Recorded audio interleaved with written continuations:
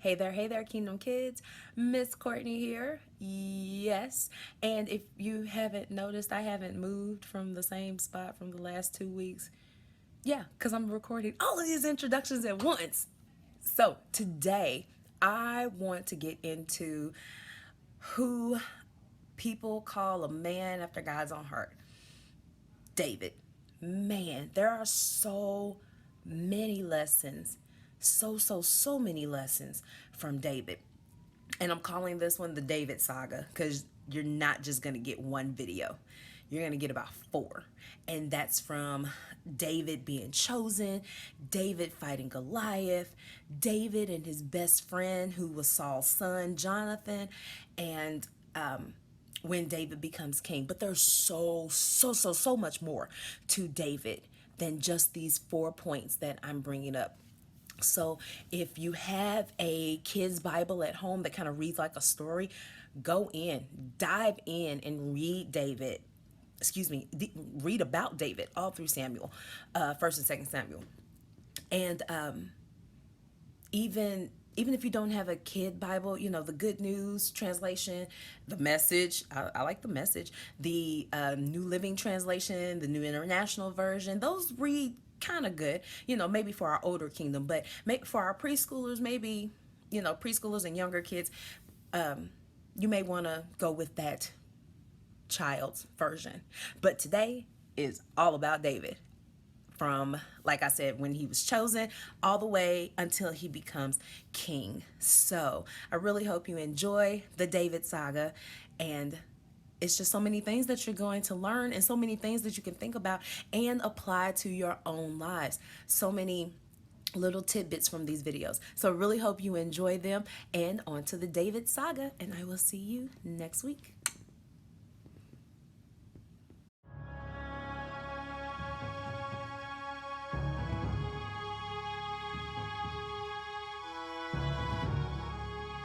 The man whom God had chosen to rule as king over Israel had disobeyed God's commandments, which displeased the Lord.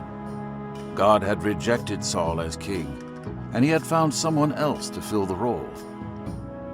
God spoke to his prophet Samuel and told him to go to Jesse of Bethlehem, because God had chosen one of his sons to be the next king. But Samuel said, "How can I go? If Saul hears about it, he will kill me." The Lord said, "Take a cow with you and say, 'I have come to sacrifice to the Lord.' Invite Jesse and his sons to the sacrifice, and I will show you which of his sons to anoint as the new king." Samuel set out for Bethlehem, and when he arrived there, the town's elders met him. Fearful of the reason for Samuel's visit, they asked him, "Do you come in peace?"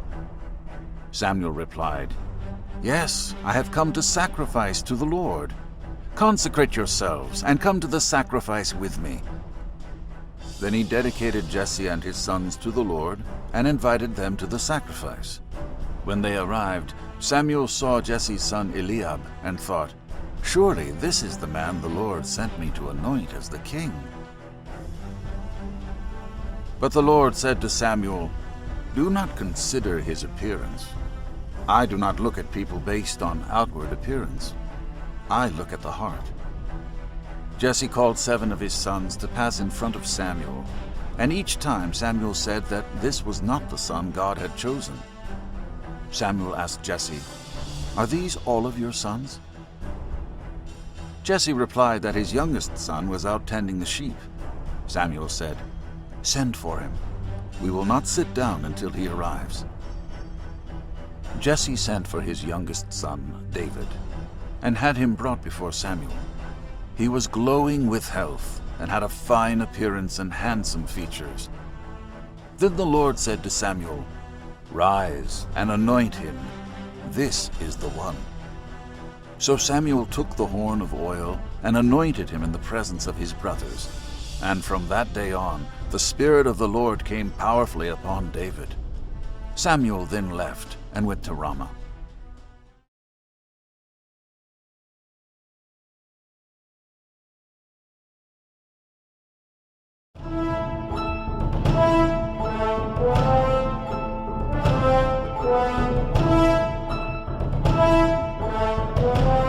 The Philistines, an enemy of the people of Israel, drew up their troops for battle and set up camp on a hill.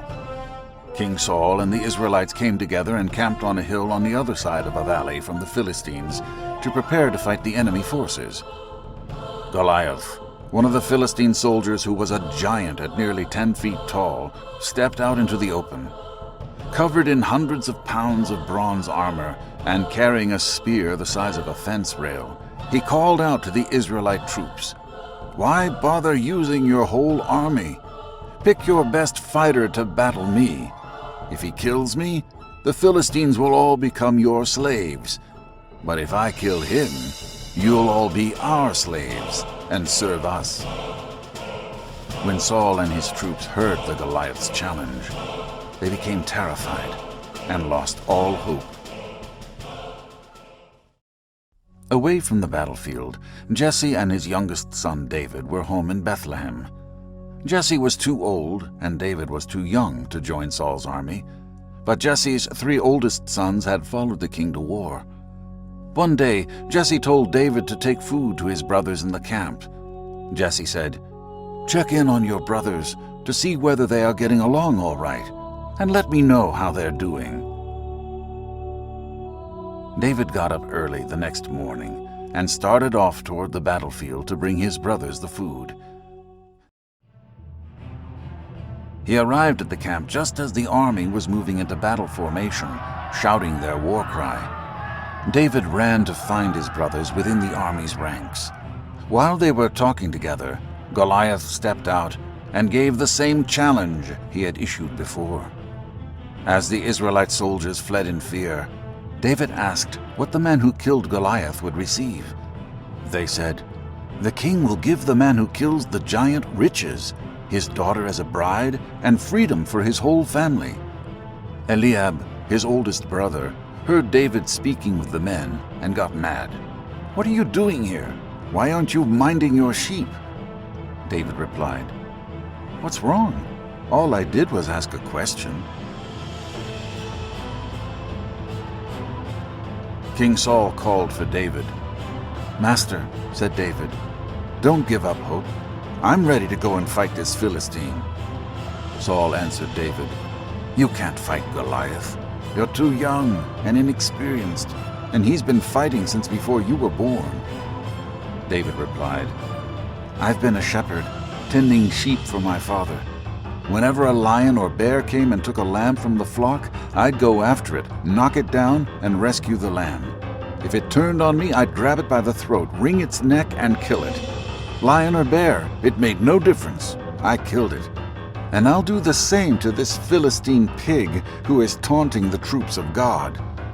God, who delivered me from the teeth of the lion and the claws of the bear, will deliver me from this Philistine." Saul said, "Go, and God help you." Then Saul outfitted David in his own battle armor. Saul put his bronze helmet on David's head and belted his sword on him over the armor. David tried to walk, but he could hardly take a single step. David told Saul, "I can't even move with all this stuff on me. I'm not used to this." And he took it all off. Then David took his shepherd's staff, selected 5 smooth stones from the brook, and put them in the pocket of his shepherd's pack. He grabbed his sling and headed out to face Goliath. Goliath looked down at David and laughed as he said, "Am I a dog that you come after me with a stick?" David answered, "You come at me with sword, spear, and battle axe. I come at you in the name of God, the God of Israel's troops, whom you curse and mock. This very day, God is handing you over to me. Everyone gathered here will learn that God doesn't save by means of sword or spear. The battle belongs to God, and He's handing you to us on a platter."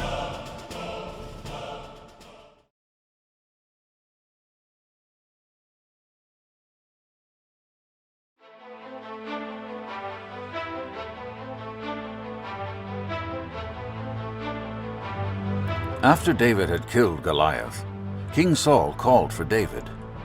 Saul explained that he would not allow David to return home to his father. From then on, David was successful in every mission Saul gave him. His success led Saul to make him the leader of all his soldiers. This decision pleased all of Saul's people, as David was well liked by everyone. He was especially favored by Jonathan, Saul's son. Jonathan grew to love David as he loved himself. One day, Jonathan made a covenant with David and gave him his robe, armor, sword, bow, and his belt as a sign of their friendship. When Saul and his army journeyed home after defeating the Philistines, the women in the towns came out to greet them and celebrate their victory.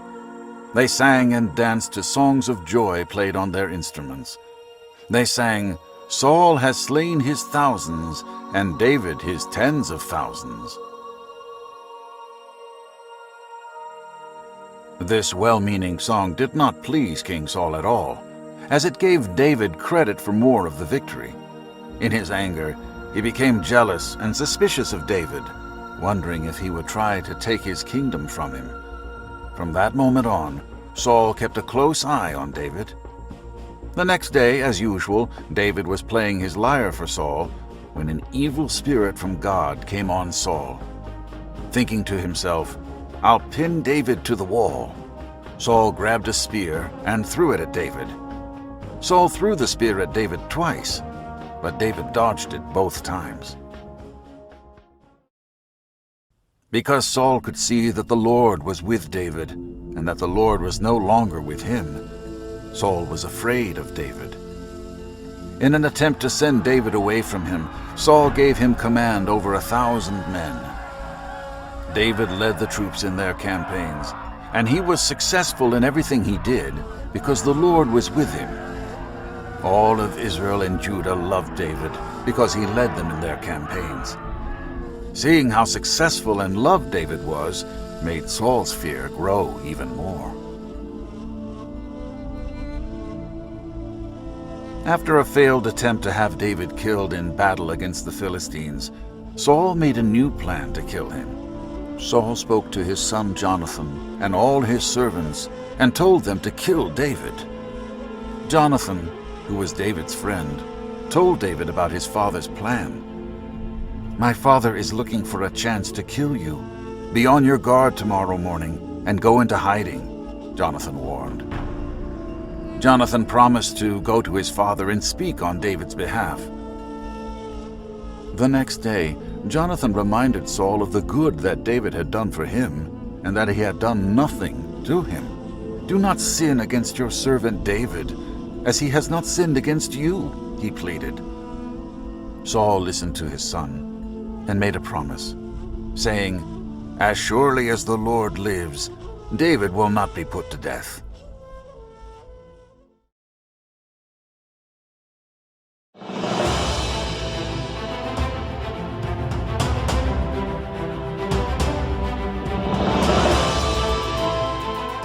Sometime after Saul's death, all the tribes of Israel approached David in Hebron and said, "When Saul was our king, you were the one who really ran the country. Even then, God said to you, 'You will shepherd my people Israel, and you'll be the prince.'" In the presence of God, David made a treaty with all the leaders of Israel, and they anointed David as their king.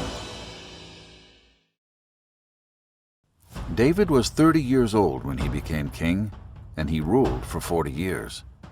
David and his men immediately set out for Jerusalem to take on the Jebusites who lived there. When they arrived, the Jebusites mocked David and said, "You should go home. Even the blind and the lame could keep you out. You can't get in here." They had convinced themselves that David couldn't break through. But David went right ahead and captured the fortress of Zion, known ever since as the City of David. David made the fortress city his home and developed it from the outside terraces inward.